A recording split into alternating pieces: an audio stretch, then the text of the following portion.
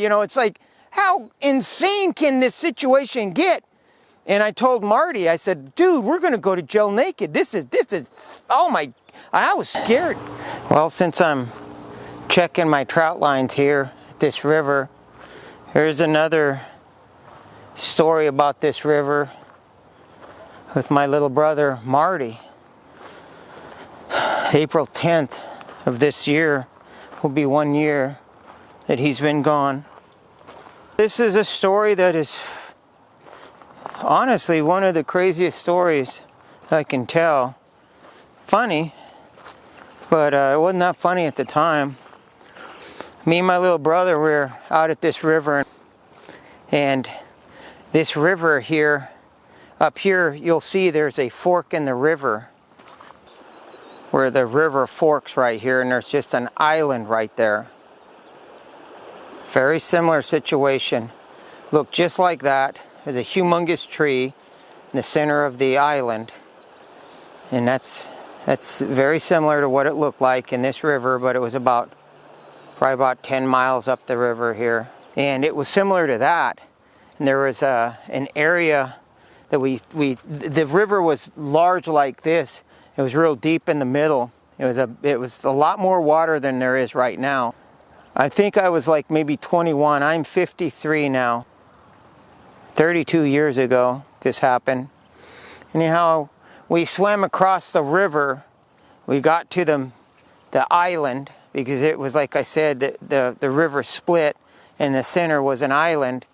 And we drank on that island all day long. But it was actually kind of cold that day. It was winter time, maybe same time as it is right now. Right now it's March 29th, and you can see I'm bundled up. The high's 50 today, so it's a chilly day for Arizona.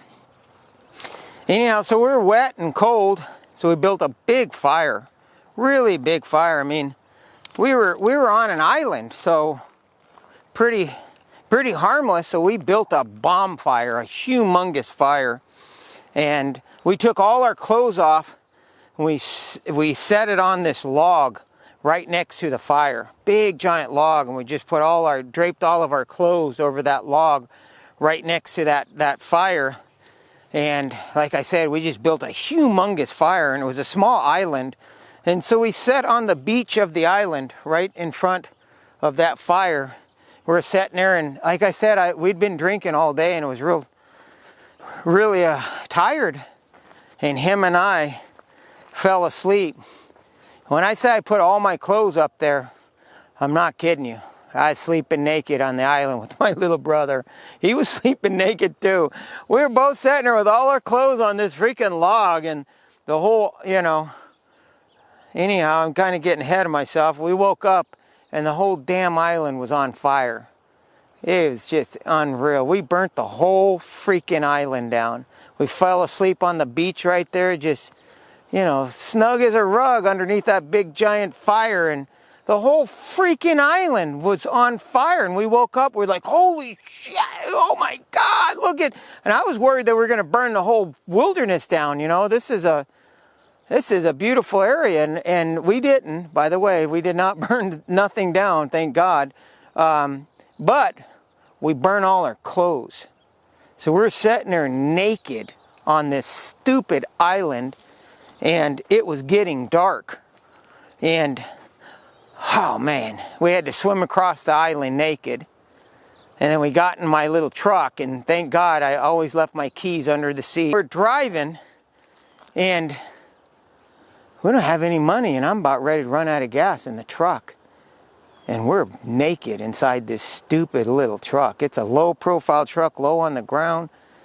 And we're coming up to stoplights and stuff, and we look like I don't know what we look like. I guess two lovers sitting naked in the truck, Two naked guys sitting in a little Datsun white old truck driving down the road. And we stopped at a Circle K just right by Oracle Junction, right there, getting close to Tucson. And we're sitting in there, and me being the big brother and all, I was trying to force my entitlement of being the big brother on my little brother. I said, you're going to get your butt in there. You're going to borrow a quarter from this guy at the cashier's so we can call our other brother, Sam, to come and bring us some money and some clothes. Because we're not going to drive into town butt naked all this way and run out of gas and all this stuff. You're going to go in there and you're going to borrow a quarter. Actually, it was probably a dime back then. But anyhow, you're going to get some change from this cashier and you're going to call Sam to come get us. And my brother Marty said, oh, heck no, I'm not going in there. And so we started fighting in the car. I'm kicking him and punching him, you know, trying to open up the door and throw him out of the car and say, the truck, and say, dude, get your butt in there and go get a quarter to call our other brother to come and rescue us because we're a bunch of naked idiots inside this car. And I'm not kidding you. I looked over and there was a cop sitting right on the corner of Oracle Road there trying to catch speeders. And I looked over and I thought for sure, God, you know, he probably heard us yelling and screaming and he's going to come over here and arrest us. And now we're going to go to jail. We're going to go to jail naked. We're going to go to jail naked. And, you know, this cop's going to think that the reason why we're fighting over here is that we're two gay lovers having a quarrel naked in a truck. You know, it's like, how insane can this situation get? And I told Marty, I said, dude, we're going to go to jail naked. This is, oh my, I was scared. I'm not kidding you. That's what I thought was going to happen. Bless my little brother's heart. He started crying in that truck.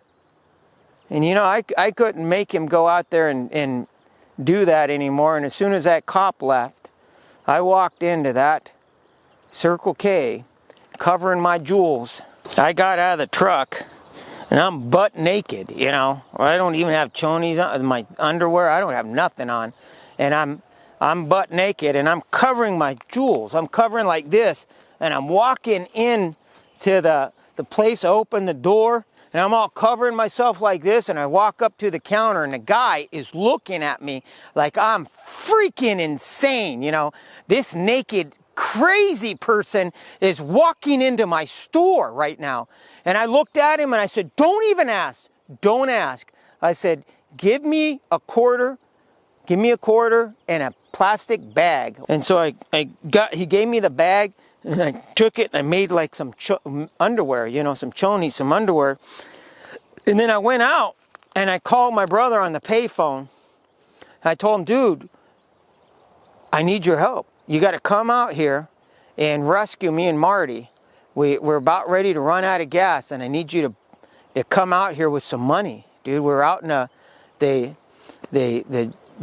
Gila River here, and told him what happened, that the whole thing burnt down. And I told him, I said, you need to bring 2 changes of clothes because we're freaking butt naked out here. And he just couldn't believe it. And he brought the clothes and rescued us and all. And do you know what? I kid you not. This was probably 10 years later. My brother Sam starts telling the story again at a Christmas party in front of everybody, and it was like a flash of light, all these memories coming back. That was such a terrifying experience for me that I blocked it out of my mind. I didn't want to think about that moment again. And he reminded me of it. And now you can laugh about it, you know, but my God, that really happened, and that happened with my little brother. That's not here anymore. You know, it's crazy. I got 1,000 memories with that guy. There's so many memories. But it's a true story. Hope you guys liked it.